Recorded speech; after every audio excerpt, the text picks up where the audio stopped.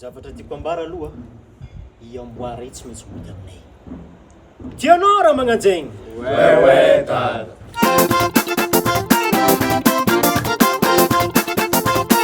Tianao raha magnanjegny?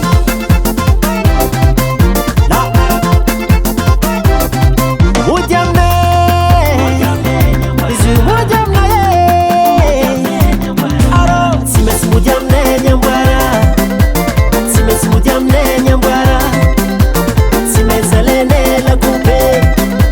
Tsy maintsy alainay la coupe. Arô.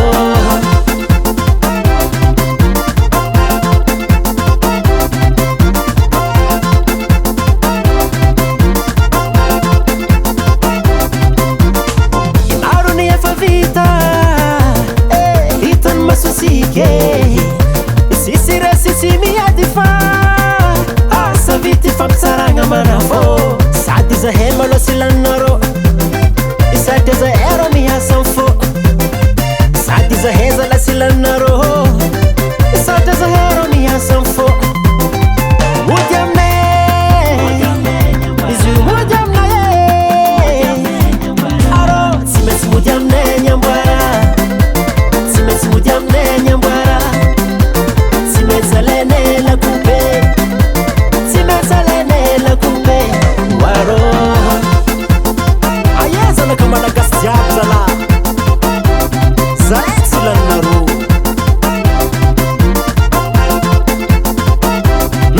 Zahay mahay misôma tsy lany pasy, mipasipasy à gauche à droite. Efa belatagna le zala biny bôligny, anao magnegna zay fa farambely re. Sady zahay zala silaninarô, sady zahay rô miasa fô. Sady zahay zala silaninarô, sady zahay rô miasa fô. Mody aminay, izy mody aminay. Arô, tsy maintsy mody aminay ny amboara. Tsy maintsy mody aminay ny amboara. Tsy maintsy alainay la coupe. Tsy maintsy alainay la coupe. Arô, zahay tsy laninarô zala. Samy miaro ny tandrokona sy volaka. Surtout samby amin'ny kolerany mayonazy. Zoeranay koa magnano raha zala, manafinay koa magnano raha zala. Madagasikara antsika jiaby, Madagasikara antsika jiaby. Zoeranay koa magnano raha zala, manafinay koa magnano raha zala. Ndray ino volagninao